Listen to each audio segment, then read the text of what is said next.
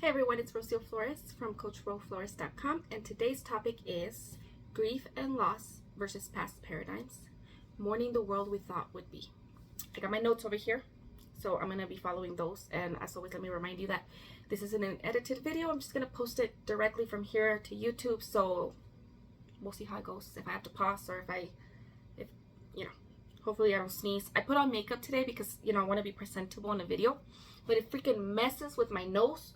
And then because I never talk to adults anymore for this long of a time, my voice starts to go away. And so I have water, but that doesn't help. And okay, I am going to get started. First and foremost, I want to just go over kind of why I chose this topic, like what made me think about it, what made me think it was important. So since we're talking about, I wanted to talk about the idea of grief. In relation to death and other kinds of griefs. And so I thought, well, what better month than October, because it's spooky season, and this is the time that I think overall, especially in American Western kind of cultures, it's kind of the time where it's okay to talk about death, because death isn't always something that's allowed. It can be a little taboo, and in a sense I think it's a little bit different now. I think that our idea of grief and talking about grief, and that's gotten better, but I think overall it's still something that we avoid a lot. And so I thought, well, let's talk about it during spooky season, where it's okay to talk about death and where there's already some show of how other cultures deal with death as well. Before I get started though, I wanted to share with you guys that I have my book cover. Okay, before I show it to you guys, so I don't have the actual book yet. They're going to send me that copy here soon. I should be getting it soon. I'll post it as soon as I get it. But I couldn't wait, so I decided to print out some paper versions, and then I printed out my book. But my printer doesn't do double-sided printing. So then I was like, okay, I did like a back and a front for each page. And then so I put it all together, and then my kid got water all over it. So it's not the prettiest copy. But I got a brand new paper cutter that can go through this size of a book. And so I'm really excited to be able to do that because it's a lot of fun. So I made my own little version of it, which is, look at it, it's so cute. The actual book isn't this size, so it's 6x9, and I think this is way smaller. It's nowhere near this thick because this is double pages technically. It's actually going to look a little bit more like this. You can see it there. And so I'm excited to share that. The book's going to be coming out in about 6 weeks on November 18th, and so you have a couple weeks here if you want to join the launch team. On the launch team, you're going to get the copy of the book about a month ahead, so I'm going to be sending it out here soon, and then you get to be a part of a lot of the exclusive stuff. I'm going to send you a bunch of stuff for free and a bunch of stuff early ahead of time, and then I'm going to set up a little VIP launch party, and we're going to have a lot of fun with that, and just in general, it'll really help me out to have people on the team. And so I'm already really excited to have the people I have on there. And so if you want to join, I'm going to put the link in the description below. And then right now, my brain just got distracted because I could hear stomping upstairs. What the heck is that? I think it's my kid. Okay, let me drink some water before we get started. And take a deep breath. My brain likes to go in a lot of different directions. And so the moment anything pulls it, it's like it's hard to get back to where I was, which is why I have notes. I'm going to try to stick with the notes as much as I can. And so basically, just think about this. What I wanted to bring up was this idea that, like, as a society, I don't think we've done a very good job, or have even tried to do a good job, of grieving the world changes that have been taking place over the last few years. So COVID happened, and back then, back in the beginning of it, like when it just started, I was seeing a lot of people talk about this idea that, like, we're all going to be going through this collective trauma, and we're going to have to go through collective grief and process it in order for us to get to the other side of it in a way that isn't going to damage us. But, like, all well and good Americans that we are, we decided to fight instead. And I know that it's obviously different in other places. It's not exactly the same everywhere in the whole world. So I don't know where you're watching from, but at least over here, it's kind of par for the course. It's how we do things, right? When 9/11 happened, that was a huge shift where it wasn't just that obviously a lot of people lost people and it was incredibly sad and incredibly difficult to process. It was also that the world changed around us because of it. Like, the world changed as a result of what happened. And when the world changes, it's not just loss of the individual people that we have in our lives, it's the relationships that we have, the way our careers can form, the way families form, the way we make decisions about the world and how we interact with the world around us. And that's something that happened right after COVID as well. We're still kind of seeing the effects of it. I don't know that we've gotten to a new normal that's like, okay, this is normal and now it's gonna stay this way for a certain amount of time. Sorry, my nose is acting up. That just happens when I put on makeup for some reason. And I never wear makeup because it bothers my skin, but I want it to look nice on camera. Decisions. Okay, so what I wanted to say was, like, before we can dream up new futures, have we truly mourned the old ones? And by that, I don't mean have we mourned the past. I mean, have we mourned the idea that we had about what the future was going to be? I think for my generation, so I'm a millennial. I think I'm pretty like in the middle towards the end of the millennials. We're not like I'm not on the older millennial sense, but I'm not close to being a Gen Z. We grew up with this like perky 90s optimism of like, the world is good. Like, if you see, we're all fighting for diversity and equality and we're gonna make the world great. And there was this idea that like it was a good thing to want for those good futures to come. Like, it was a good thing to want technology and to want change to occur. And then everything kind of went backwards. And this new generation that's growing up, so Gen Z, Gen Alpha, they're growing up with a completely different paradigm. They're being told the world is screwed. There's no hope. Everything's just bad anyways. And also, maybe the things that we thought were good in the past weren't that great. So a lot of people, especially the older generations, I would say Gen X and above, are having to deal with a loss of the idea of who they were and where they came from, because everything's being placed on under a microscope, right? And so we're seeing the country as like, okay, well, this idea that we were taught in school, where like America's the best thing in the world and we're the freest nation and we're this, and now we're seeing like, well, if you compare us to the rest of the world and if you see the things that really happen or who was actually benefiting from this, there's like this crash and this shattering of the worldview that we had about the world around us. And it's happening outside of just the political realm. It's within religion. A lot of people grew up believing in their faith and didn't see any of the negative sides of it. And so the fact that it's now so out in the open that we're able to see just how messed up certain aspects of because remember, religion is a huge section of life for most people, that shattered the idea that a lot of people had about what is good, what is right, what we're supposed to want. And then there's so many changes taking place when it comes to our ideas of what a family looks like, what healthy relationships look like, what healthy parenting looks like. For some people, their world is being rocked. And I can have empathy for that. It's very, very difficult to just be having to be stuck in this like cognitive dissonance of like, wait a minute, what I thought was right isn't right, or it is right, or I don't know. So I have empathy for people who are stuck in that and who are like grieving, in a sense, the loss of their ideology. But then you also have people on the other side who are finally getting some level of freedom and who for a second, for like 2 seconds, got to see a world that seemed to be wanting to embrace their reality. And then suddenly the world's like, never mind, let's fight every single thing that you are.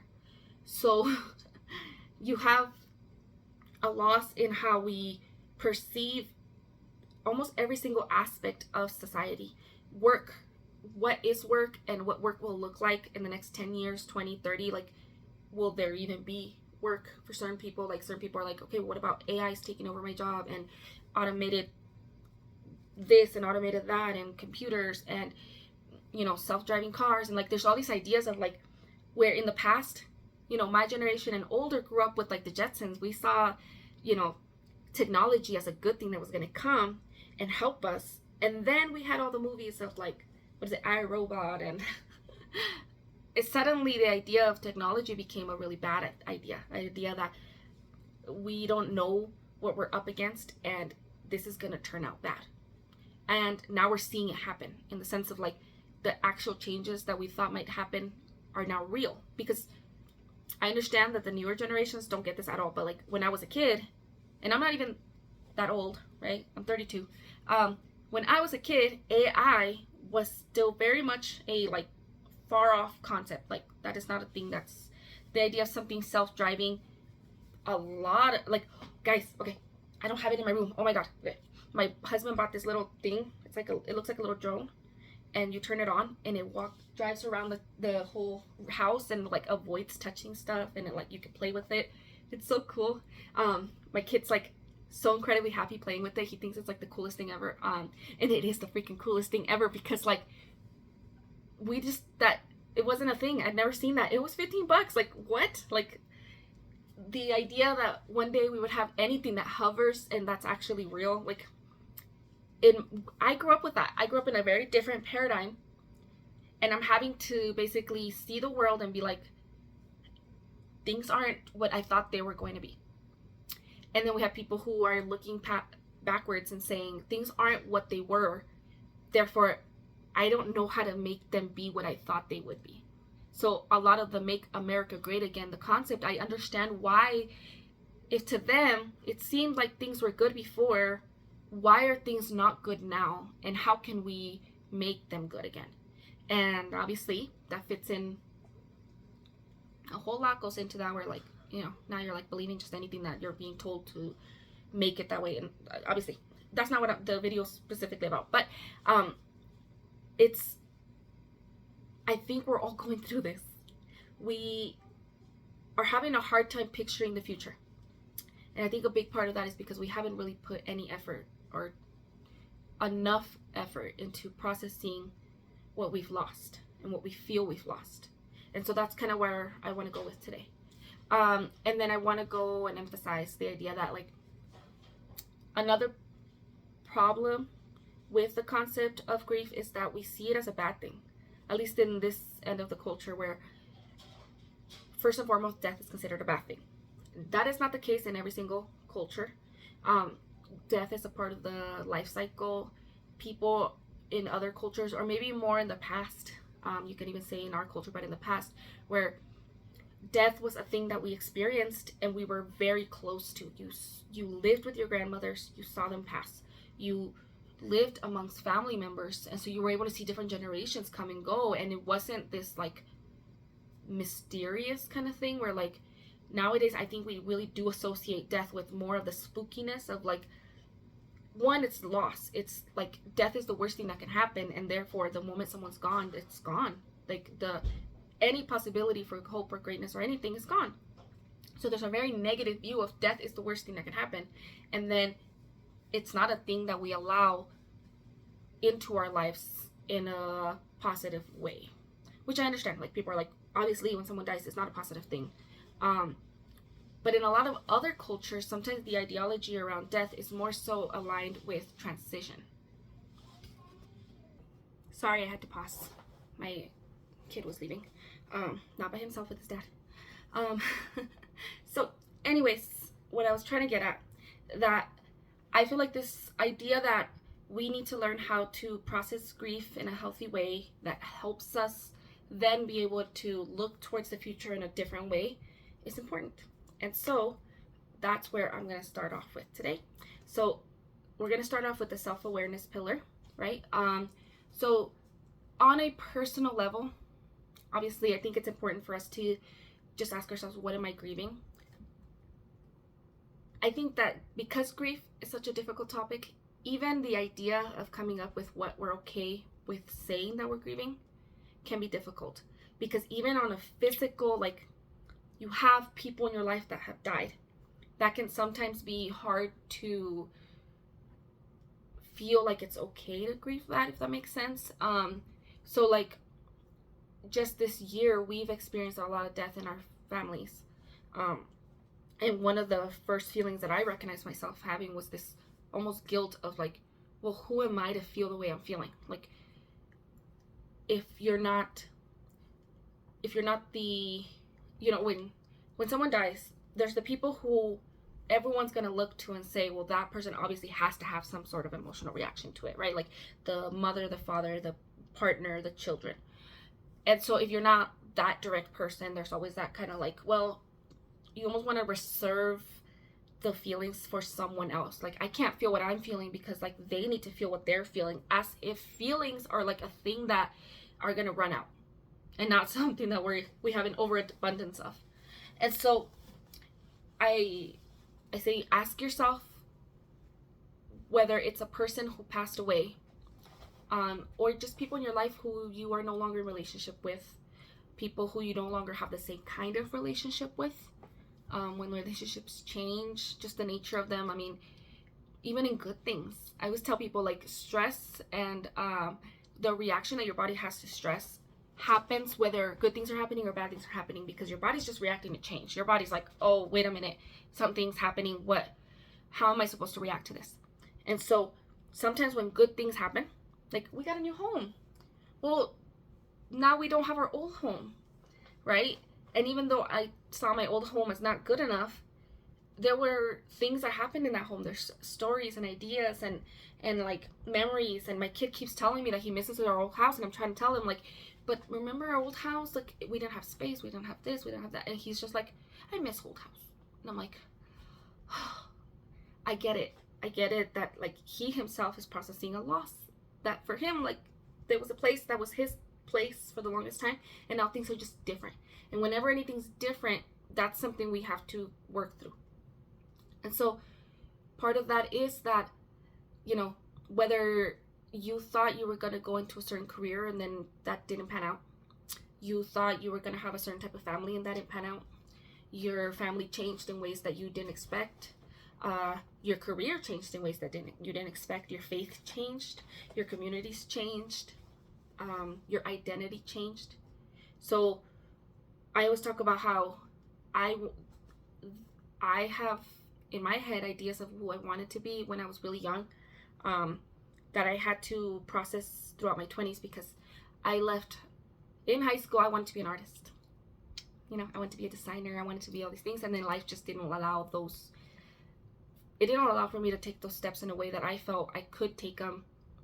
Like, I do way more art now, and now I consider myself an artist, and I'm okay with where I'm at when it comes with art. But in my early 20s, I almost completely stopped engaging with art altogether, because I didn't see it as like a physical career path I could take, right? Because it's like, well, I can't go to school, and I don't have I couldn't see a way.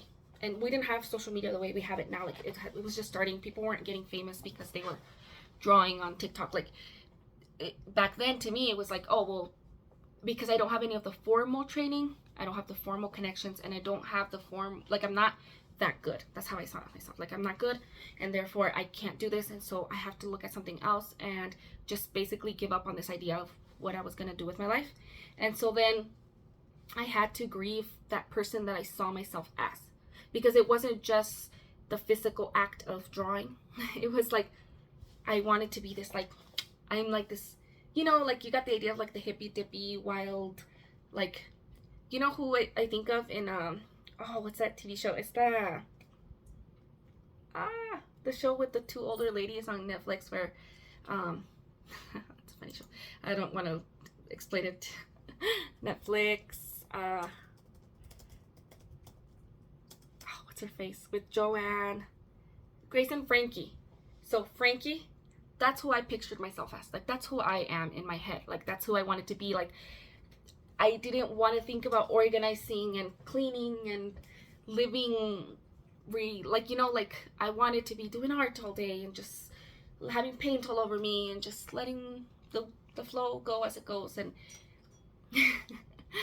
first and foremost, I do not have the mental health for that. Like, that would turn into me not eating and not taking care of myself, and then just going down a horrible spiral for a long time. So I it's not my personality. It's not within the well of what I have to offer in the world. But also, it's just, who I am, I tied it to this like very physical aspect of what life was supposed to be. And so I had to untie those things from each other. I had to say, no, I can still have a certain type of whimsy in my life, a certain type of way of I make decisions of how I express myself without it being tied to a specific type of job. Also, I can do art without it being a job. I can do art and share it with the world in its whatever way I make it without it having to do anything with what I choose to do for work. And that took a long time, first and foremost. And it took a long time for me to process, first and foremost, just the idea of losing that, to then, okay, now what does that mean? What does it look like for me to then explore what I do and don't like and what I want in my life? And so that you have to do that with basically every aspect of your life, because same goes with faith. I didn't grow up in faith technically. I grew up around a lot of people who did have faith and who had very specific beliefs, and I was very anti those beliefs. And I saw myself as this very like how I picture other atheists. There's that arrogance of like, I'm smarter, or I know more, or I'm into something that other people aren't, and therefore I know more, and you're just a silly person who believes just silly things. And it took a lot for me to kind of have to question what faith was and how I wanted to engage with it. And so then I had to break down this idea of who I was in order for me to allow myself to question different things, and then reimagine myself as like, it's okay to be a person who questions and is curious and skeptical and who just has doubts and who likes to learn, and I don't have to shut those parts of me down in order to explore faith, and I don't have to keep the arrogance in faith, because a lot of people just transfer it from this side to that side. And so it helps to know that I was able to kind of like break those two things apart, which took so much time for me. And so that's what you need to go through. You need to go and kind of like, who did I want to be? Who did I think I was going to be and didn't become? Who did I become that now I look back and be like, how did that even happen? And how is it that you're thinking? Because that's another thing. Like, for example, I became a wife. I have a kid now. I'm a stay-at-home wife. I mean, I do other things, but my primary role is to be a stay-at-home wife, and that's not who I saw myself being as a kid. And so then now when I think about the future, it's really hard to think about who I can be in the future or what I can do, because it's like, but I'm a wife, I'm a mom, how am I supposed to go and do, like for my book, how am I supposed to go do these things? Like, that's not what I'm supposed to be doing, because I'm supposed to be home. And so then there's a loss there in well, I really genuinely can't go and explore the world and go, like, there's things I just can't do, and not because I can't. I mean, there's people who do it, but I don't want to, and that's okay. But I have to be okay with the fact that that means I have to, I'm making decisions about the way I'm going to live my life, and that does mean that you get to lose out on certain things, and it's okay to feel sad about that. Like, if you have made decisions that affect you in a way that you don't like, but you're like, but I still want that versus something else. And so before you get to the point where you're like, well, what am I or am not okay with, you need to kind of understand first where you're at and what's going on. Now give me 1 second. I'm back. Sorry. I'm having like a bunch of sensory issues today, and I need to like, everything's getting like, it's affecting. Okay. I don't know how to explain it. Anyways, another part of the awareness is for you to kind of break down where some of your beliefs about grief and loss come from. So, for example, I'm Hispanic, specifically Mexican. So the way I look at death has very specific connotations that have to do specifically with my culture. But I grew up in the US, right? And so the idea of what you're supposed to do when death occurs is strictly rooted in what I've seen here. Here this summer when we lost my uncle, I had to make decisions about funeral planning that I didn't know what I was supposed to do, because all of the funerals I had to be involved with in the past weren't in that same context. So when my mother-in-law passed and we were making decisions about her funeral, I didn't have to think about certain religious aspects, because we were religious, but everything was more like a choice, if that makes sense. So we chose the music, we asked our pastor to speak, and he decided what to say. With my uncle, my grandma, when she got here, she asked me, she's like, well, where are the prayers? And I'm like, well, what? Like, what does that mean? Like, we're gonna pray, and no, because they're Catholic, she had very specific, like, oh, you're supposed to print out this thing, and you're supposed to, and I didn't know any of it, because I hadn't gone through it. Now, I did go to a Catholic funeral in the past, but I was there more as a support person for someone else, and I didn't know what the hell was going on. I wasn't paying attention in the, like, I wasn't religious at all back then. So it was very much a lot of like, okay, I'm hearing a lot of religious words, but I have no idea what's being said or who's talking to who or what.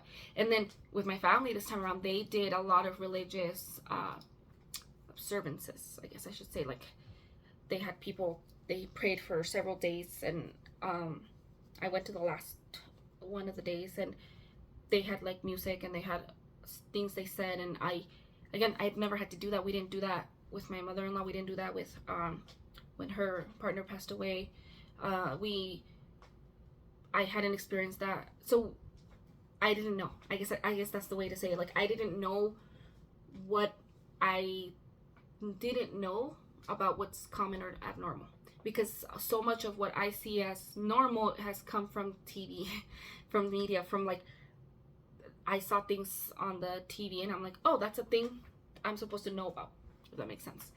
Same goes with, for example, in my culture, obviously people talk about, like, it's become very popular in the last few months, but in the last few years, I mean, but like ofrendas and coco, you know, the Day of the Dead, all of those kind of things. I actually didn't grow up with any of that, and from my understanding, it's not the entire country of Mexico that does it, and so it depends on kind of where you're from, whether or not they observe it and in what ways. And over there, they don't observe Halloween the way we observe it here, because it's a different country, but even that has its ties to other All Hallows Eve. Like, to me, that time of the year is like Halloween. You dress up in something not out of reverence, and usually the opposite, and you get candy.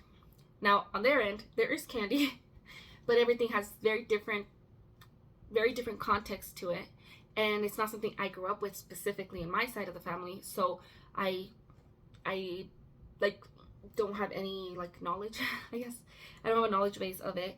And so then, now that the culture in the US has kind of adopted a lot of that, I'm seeing things at the dollar store, and part of me feels like some of that is probably not very like, I don't know if it seems offensive, but again, because I don't have a tie to it, I can't really have a connection to whether or not it's okay or not okay. And I mean, some people have taken on some of those traditions that maybe they didn't grow up with or aren't part of their own culture, but helps them. And so, what are yours, right? What are some of those ideas that you have about how people are supposed to deal with death, how you're supposed to deal with loss?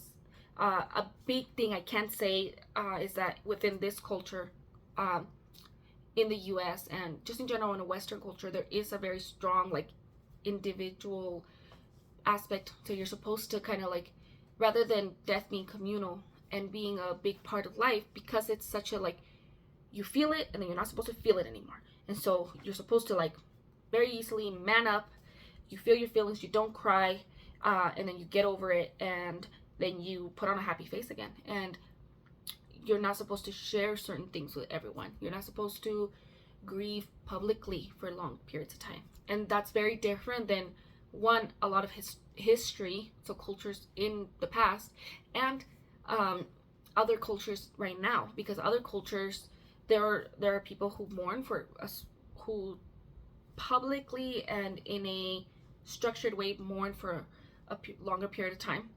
And then there's cultures that are just okay with the idea that like, if you lost somebody in your life, it's gonna take a very long time to no longer feel that feeling.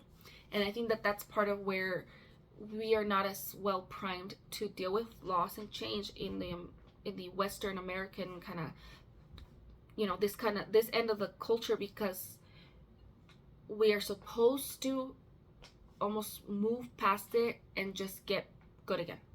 And we're not supposed to wallow. We're not supposed to, like, it's seen as a bad thing, I guess, to feel your feelings. And anybody who does it and expresses it in a public way, everyone's like, oh my God, they should just be over it already. And like, it's very sad, at least to me. I don't, but I get it, because I think that that's kind of how I saw loss growing up. I saw, well, you just get over it. And then as I've gone older, it's like, it's okay to feel what you're feeling. So that means it's okay to feel the loss that you're experiencing and to process it in the tempo that your heart desires. I guess I could say it like that. But some of the tools you can use, I would say journaling is going to be the biggest thing you can do right now. Because you're able to kind of keep track of how you're feeling and what it's connected to, who comes up in your mind, what are some of those ideas that keep coming up. And I will look up some resources for this month that I think can help with that as well. And for some people, I think this is where, if you find the idea of like an ofrenda as a good and helpful thing, I don't have an issue with it. I know that on the Christian end, some people are very anti doing anything that's symbolic just because they see it as like opposite of God. I'm not gonna say if it is or isn't. I think that I understand where like different people come at it. And but I think if you find that something's helpful for you, I think just recognizing the fact that that's how the way you see it is what's helpful in the self-awareness stage. Now, the next stage, self-acceptance. To me, I'm gonna give you permission to say that going through mourning and feeling grief and feeling loss is not a weakness. It's not a negative thing. It's not a bad thing. It's not a thing you need to avoid.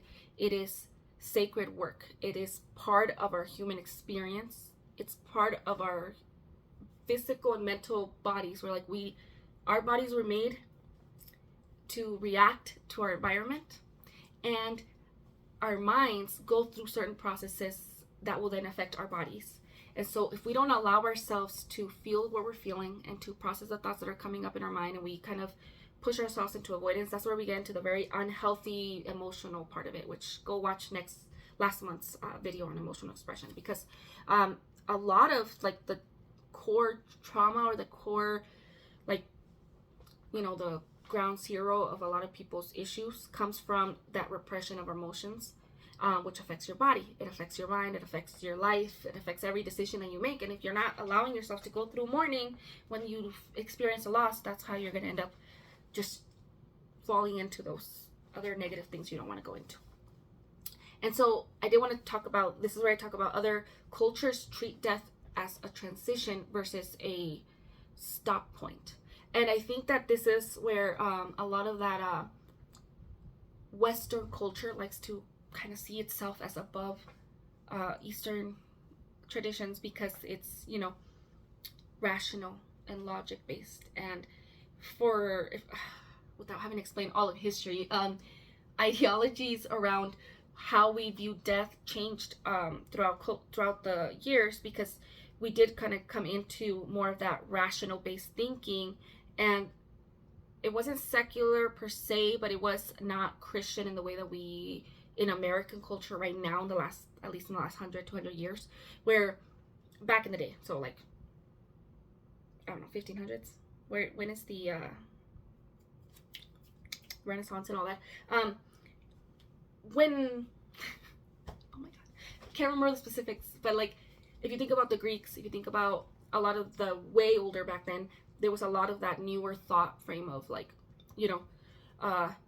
the way we're going to think about thought in general, right? Philosophy started to bring in a lot more of that rational, like, things have to have a very specific set of ways they work.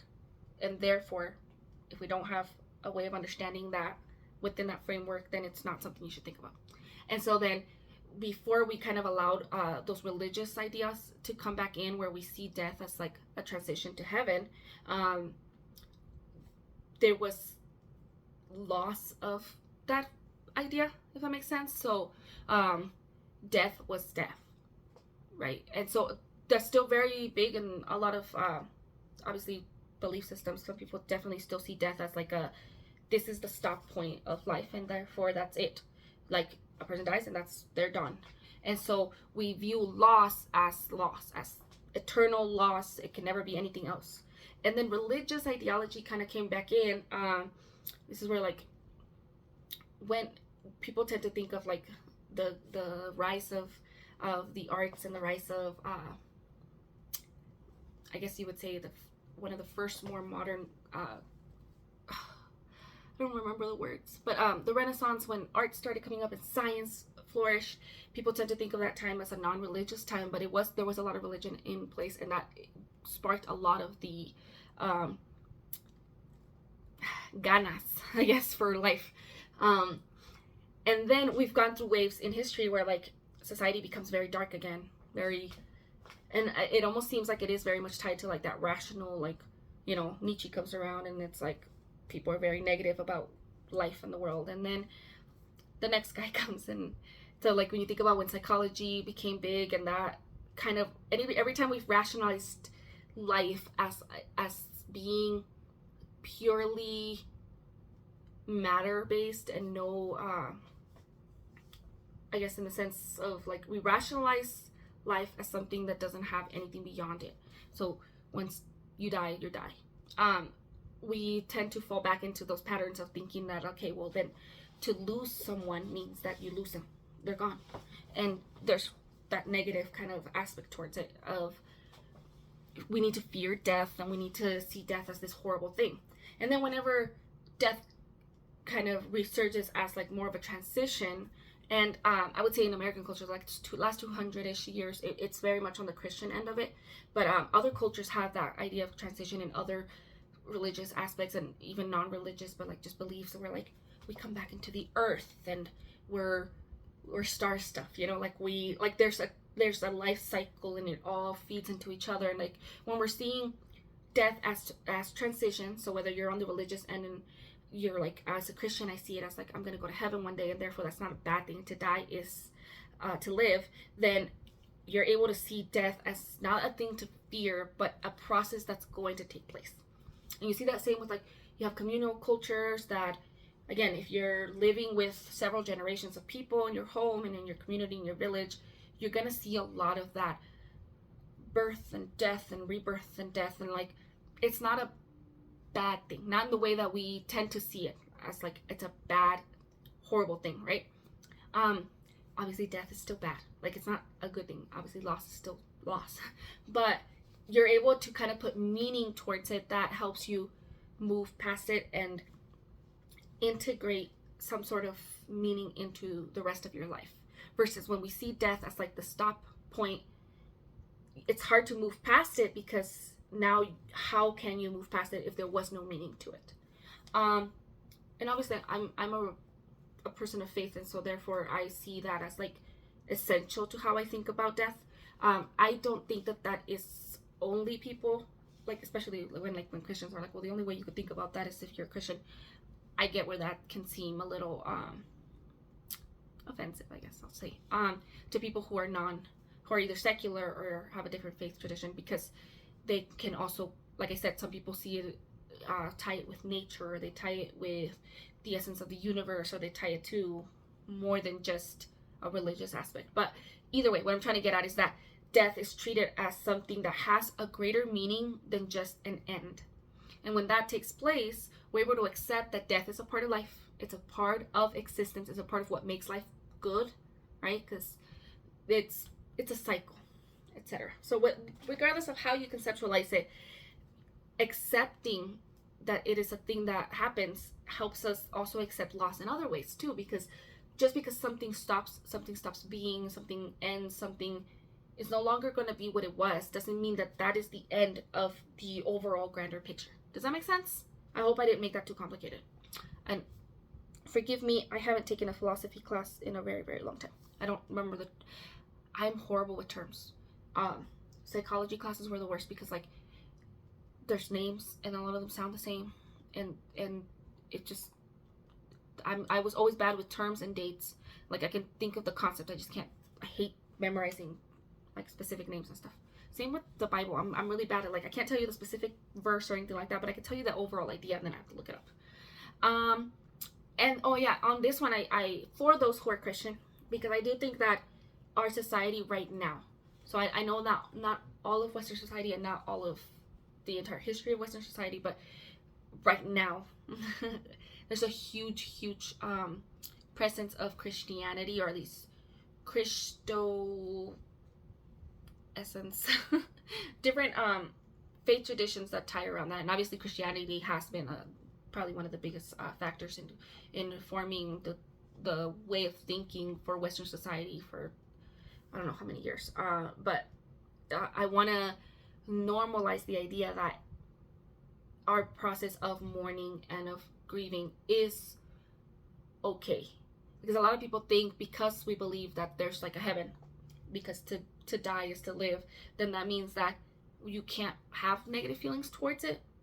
And so normalizing the idea that we are allowed to have those feelings, and we're gonna have those feelings regardless. So now it's just a matter of feeling those feelings, and you're supposed to feel those feelings with God. And a good reference is to look at books like Ecclesiastics, Job. There's a lot of that in the Bible, actually, a lot on how to process.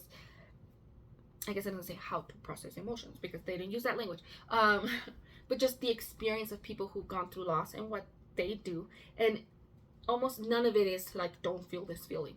So a lot of that's more cultural, and a lot of that is more modern versus it being what's actually biblical, if that makes sense. That's what I'm trying to get at. Okay, self-love.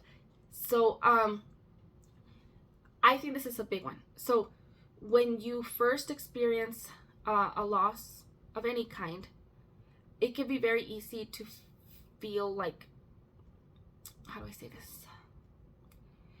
Obviously, a lot of people, loss is what throws them into like a negative cycle, whether that, that's addiction or mental health struggles, or just loss of relationships because isolation kind of happens, or you can, lash out and then have difficulties in other areas of your life. This is where, again, my concept is that when you view yourself and every other human being as equally and fully, innately worthy of love and worthy of having worth, of being a worthy person, you're able to honor the experiences of everyone, including yourself. You're able to honor the experience of loss because you understand that. Like, if you would feel the feelings of, oh, it sucks that this happened to my friend or to this other person, and if you can feel those feelings where it's something that was bad from a person you seem as bad, then you could do it for yourself as well. And so you're able to give yourself permission to have the experience that you're having, because you see yourself as just as human and just as necessarily needing that kind of comfort than anybody else. I think oftentimes we kind of set ourselves apart from the rest of humanity as like somehow we shouldn't feel what we're feeling. We shouldn't be experiencing what we're experiencing. There's something wrong with us for having these emotions and having these struggles, because we just shouldn't, because this is a good way to put it, because we're special.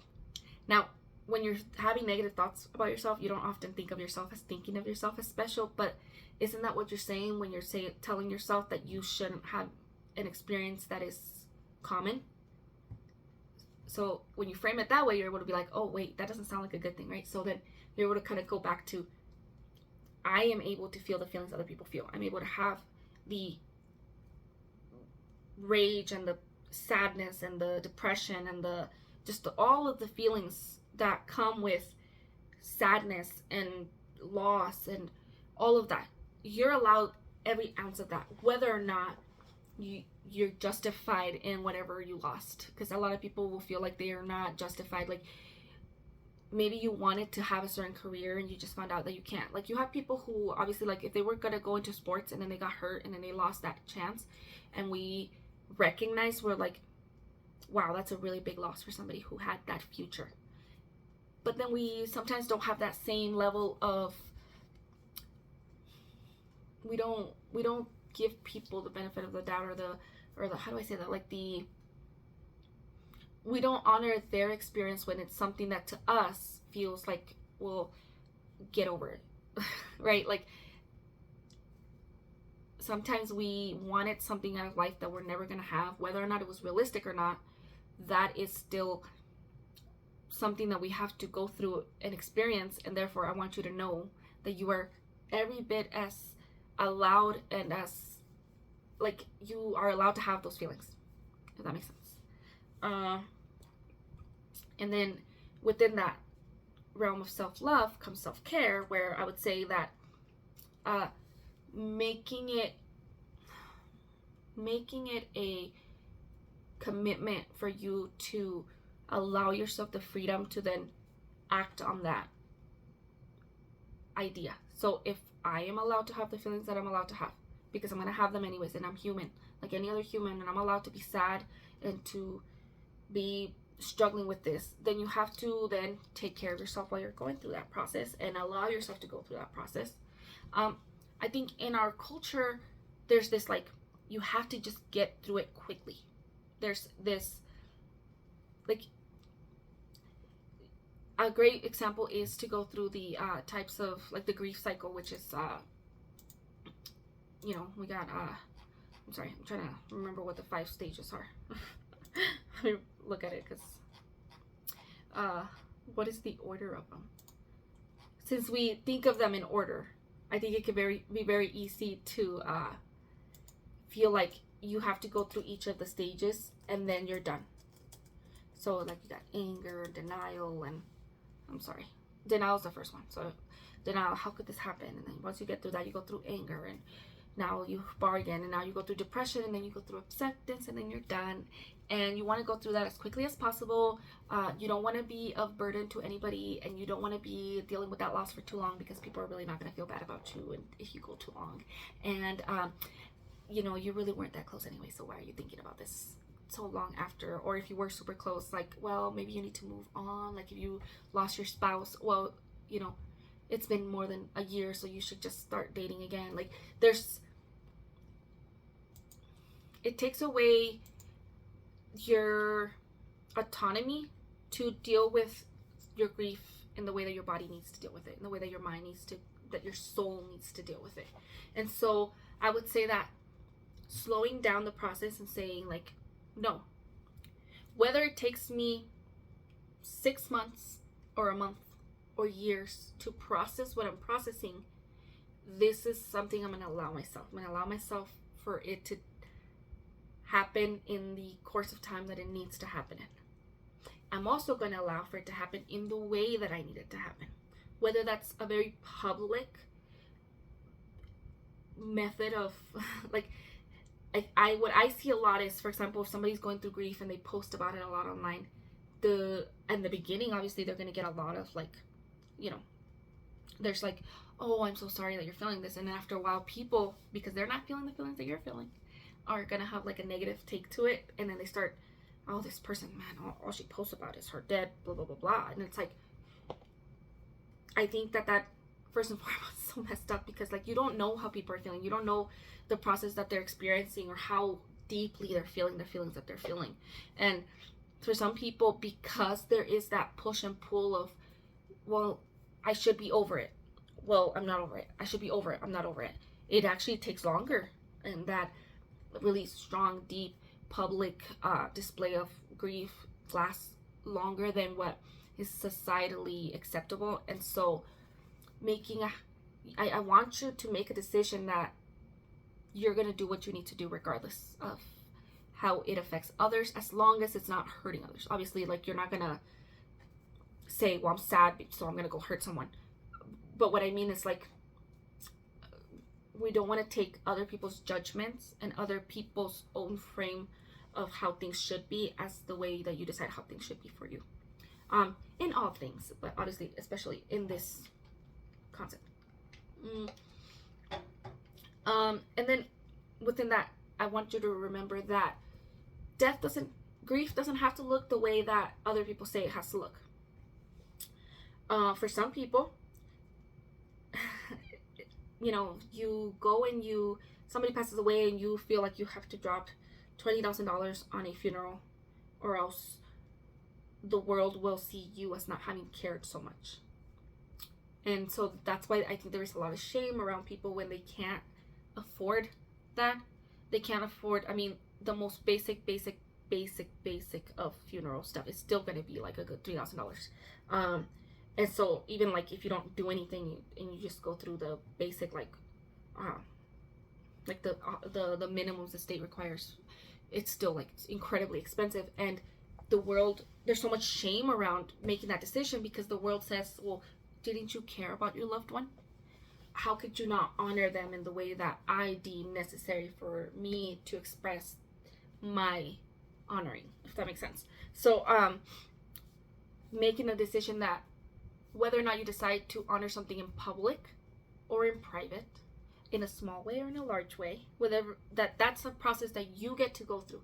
You don't have to wear black if you don't feel like wearing black. And if you feel like a month after someone's death you feel normal again, normal, you know, whatever your new normal is, whether that means that you have to kind of push things aside for the moment because you're dealing with your children and now you are able to feel it after, and people are like, well, why would you be feeling this now when this happened a long time ago? It's like everyone has to kind of go through their own process, and I want you to know that it's okay. You're allowed to feel what you're feeling and do it. Don't stop yourself from going through that process of expressing how you feel and putting into practice the things that you need in order to be able to go through this, because of other people's judgments, other people's beliefs around it, other people's way of coping. And then I got some ideas here for like, I mean, it really depends. People, there's different rituals for how you deal with loss that specifically relate to like death that you can do for non-death things that I think sometimes can help people. So if an ofrenda is helpful for you, you can put things on there that are not, I mean, as far as I know, I don't want to make any spiritual claims because I don't know if somebody has like very specific like religious views of certain things. Like I don't want to tell you like you can do whatever you want, and that happens a lot where like people will like kind of take a cultural practice and then they do it in their way, and that, you know, a lot of appropriation that goes there. But I'm saying if you want to do your version of something that you find helpful to you, and you're not calling it what somebody else is calling it, you're like, I'm not doing exactly what they're doing or saying this is the way to do this thing, that could be helpful. You know, even just like my grandma said, those prayers were important to her, and maybe it's important for you to do something that in a way honors the thing that you've lost in that more ritualistic kind of sense.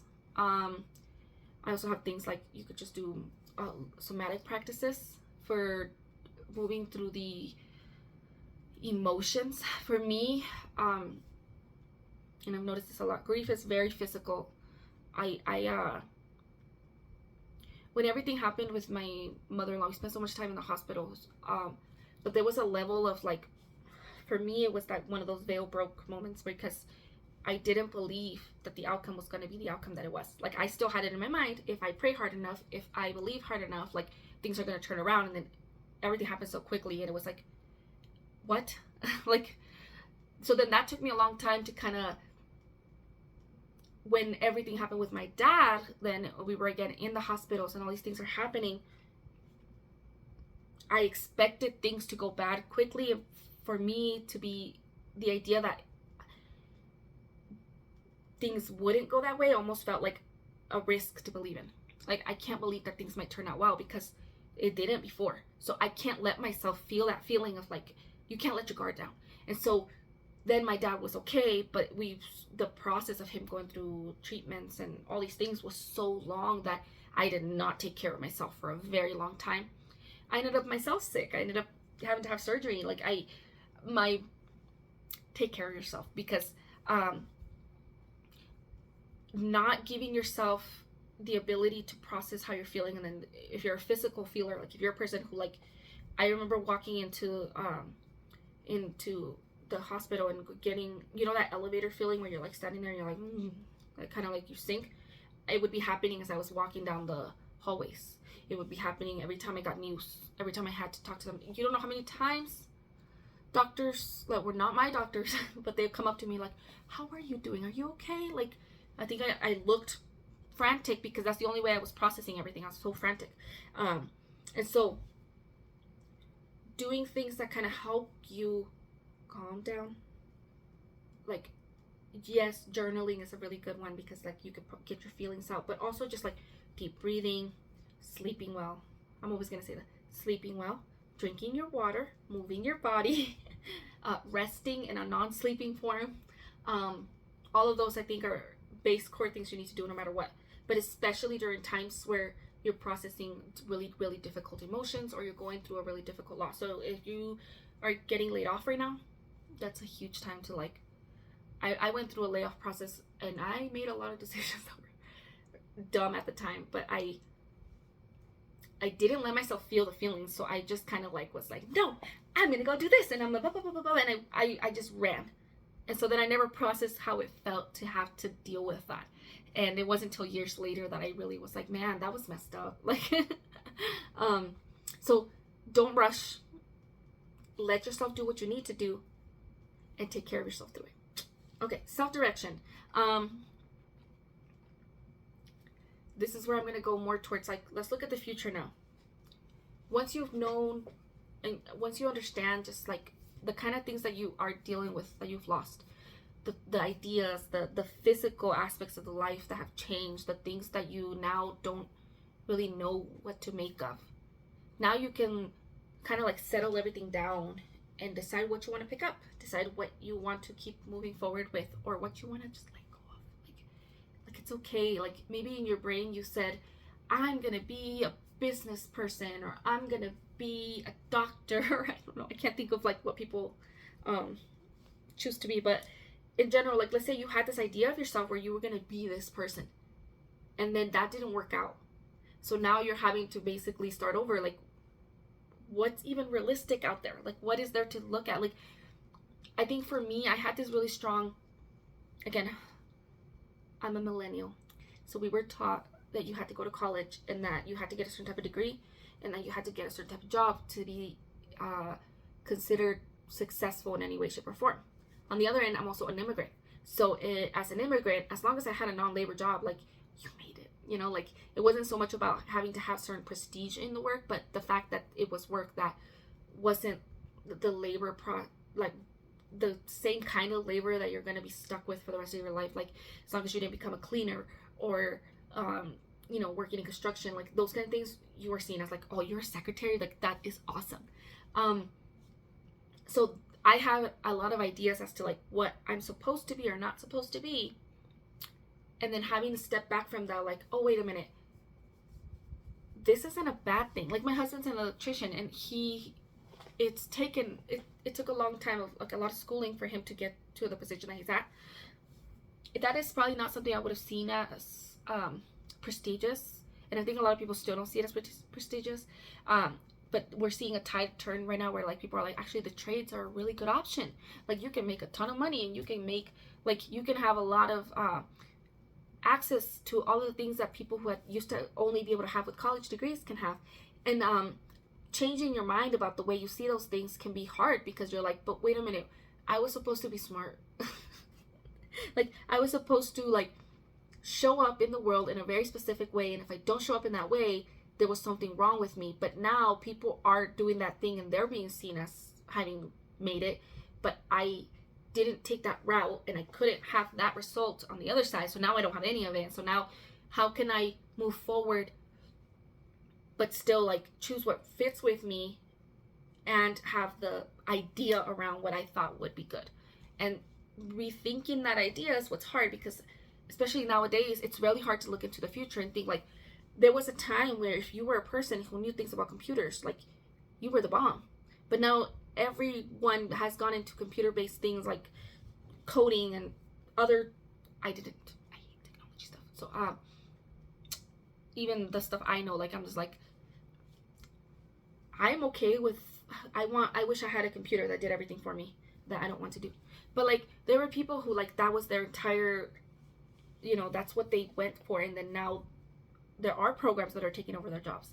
And now you have to think about, well, what does that look like for my future, and what I am going to do for the rest of my life, especially if they're on the younger end and they are not anywhere near retiring, and now jobs don't pay as much as they used to pay. Like, there's this entire shift where now you have to think about, well, what do I offer the world, and what does the world offer to me if I'm a person who is no longer able to do the thing that I put so much effort into doing.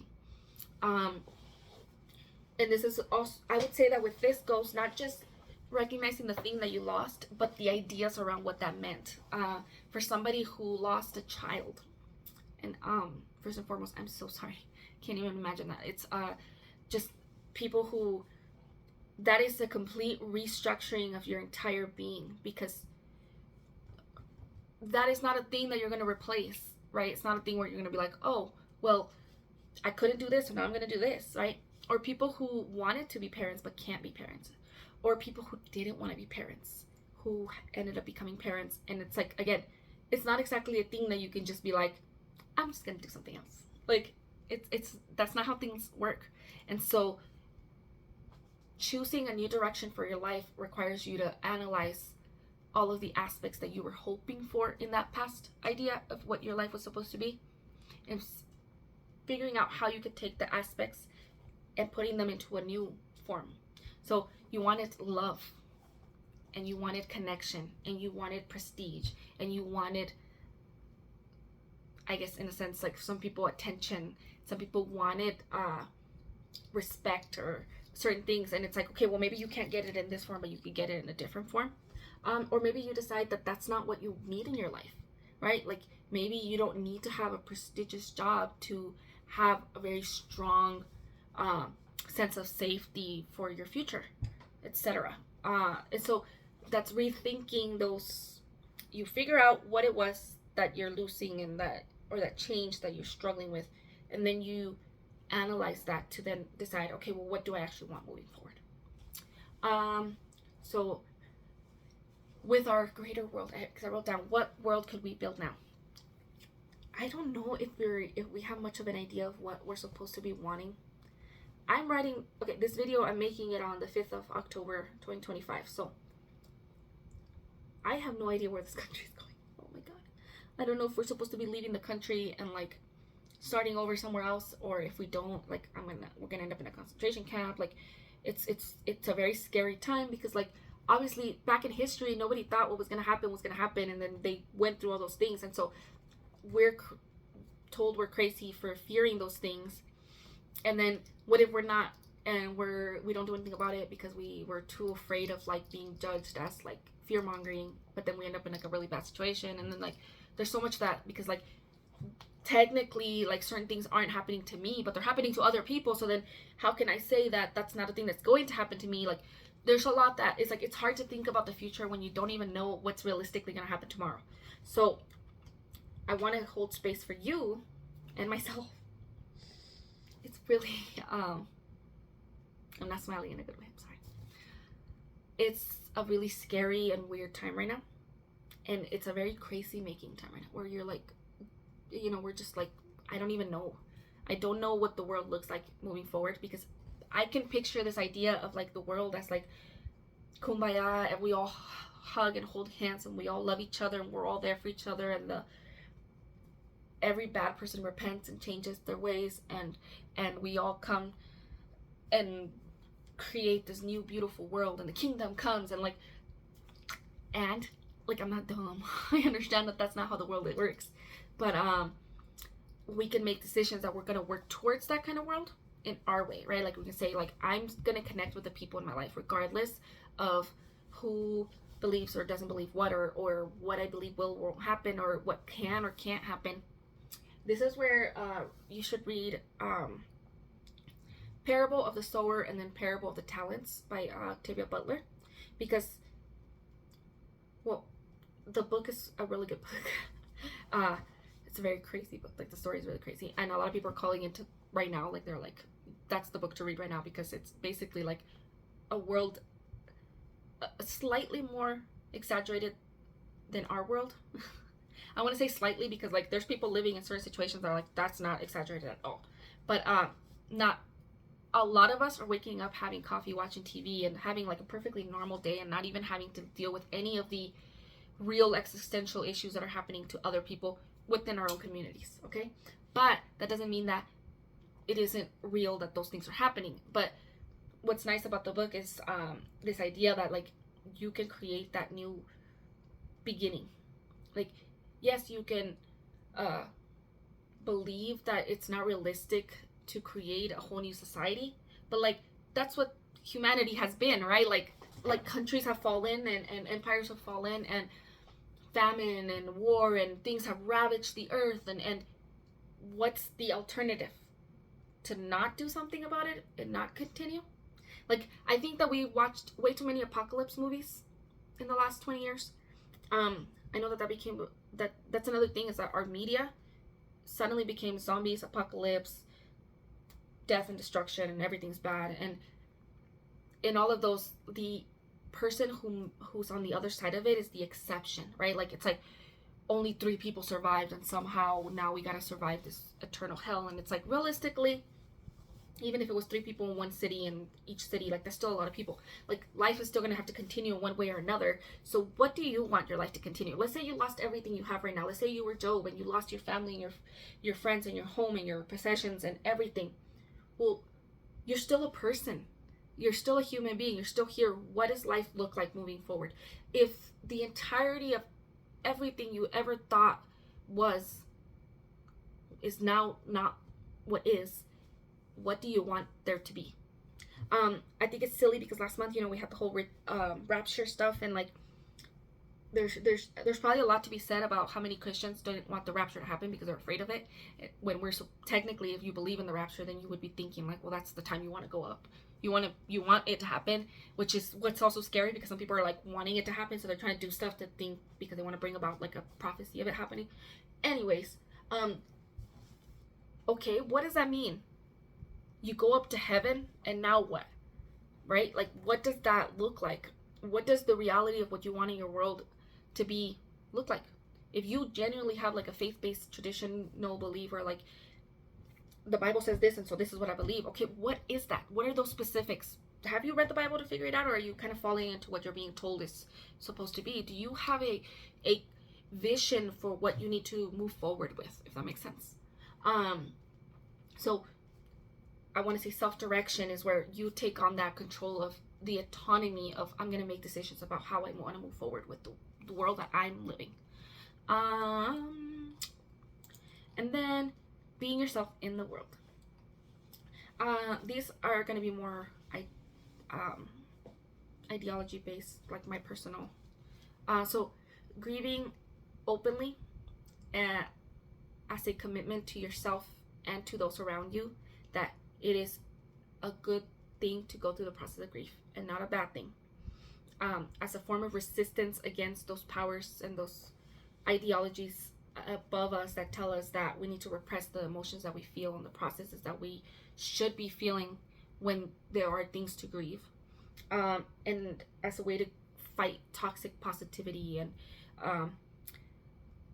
like that over spiritualization of everything, where like we can't feel anything because then you're not for God, or you're not for you're being negative for everything. So making a decision that, no, if I'm feeling this is what I'm feeling, and I'm going to process the way I feel, and I'm going to give myself the time to process it, and I'm going to allow myself to express it in the way I need to, as long as I'm not harming anybody, because that's me being human, and I am an example of how other humans can also be humans.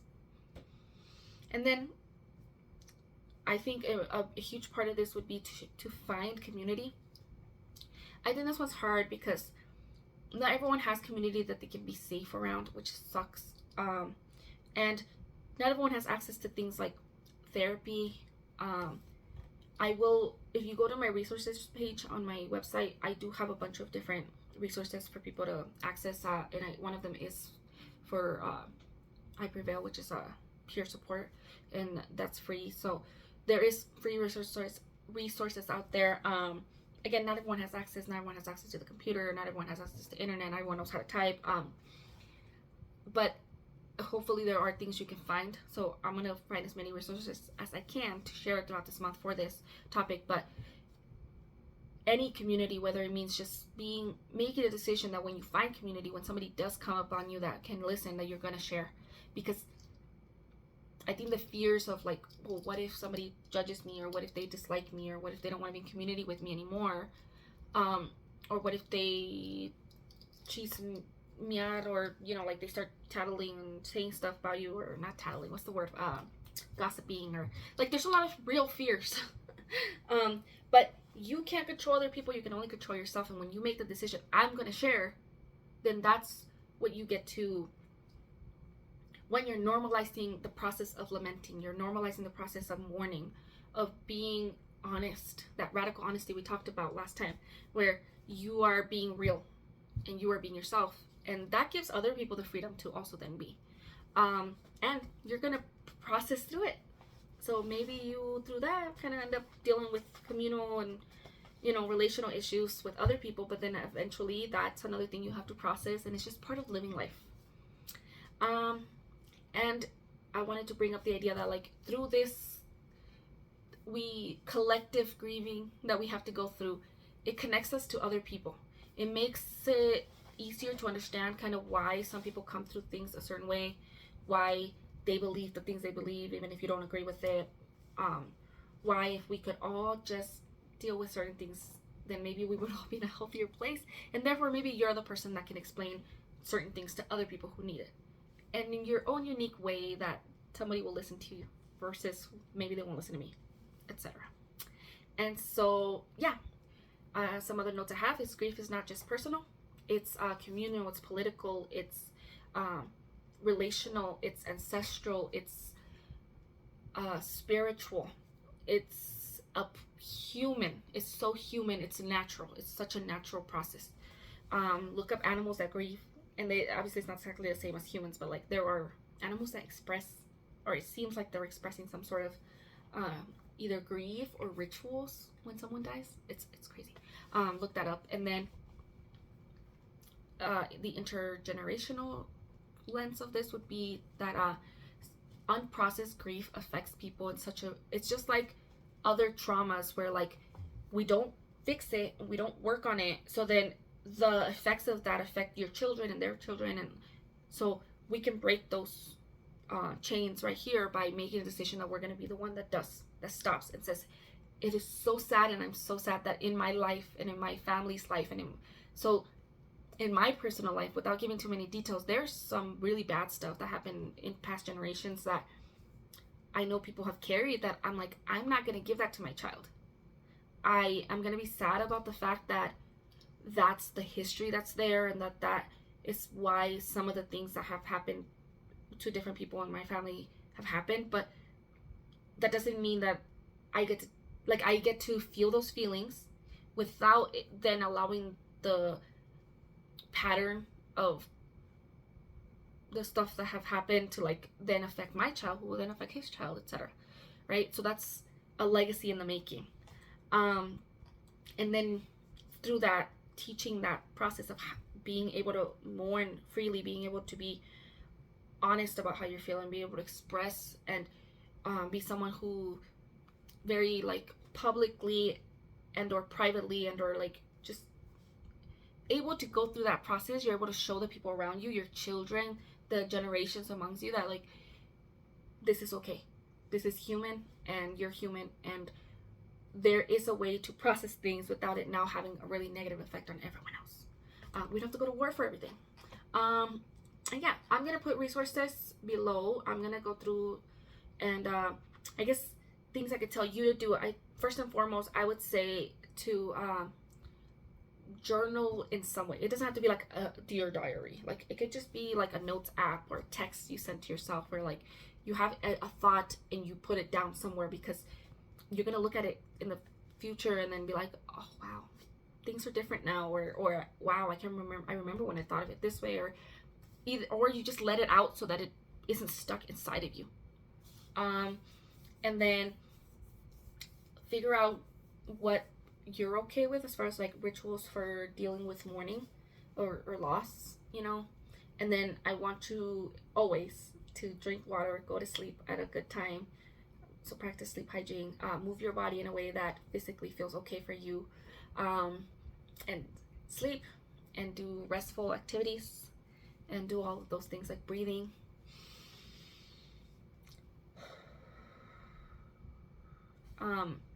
because I think that's the only thing we have right now that can really help us feel better.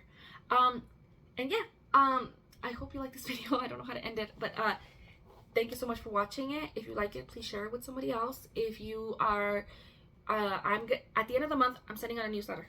I sent it a little late this month, but basically on there I'll put like this video, I'll put other resources I've made and everything that I've done, like links to all of that. So, and then kind of go over what this month ended up being for me. So if you want to get on that, that'll be on the caption below. And go to the resources page on my website, and I have a huge document filled with all of the resources and links that I've they're put in like categories of like for feelings, for this, for that. So you can look through there if you need something. And then I have a Facebook group that is just like a little, I call it a safe place to be, so that you can it's a private group. You can go on there if you're dealing with something or you're wanting that little bit of community. That's a place you can go to, and it's free. And I have my Be Yourself training on there for free as well. So go take a look at that, and make sure you get on my launch team. I will keep sending out reminders and stuff too of when other things come up. I'm trying to create a launch event at my local library, and there's other stuff I gotta do, so I'm excited and I could really use some support. So thank you guys so much. I hope you have a wonderful day, and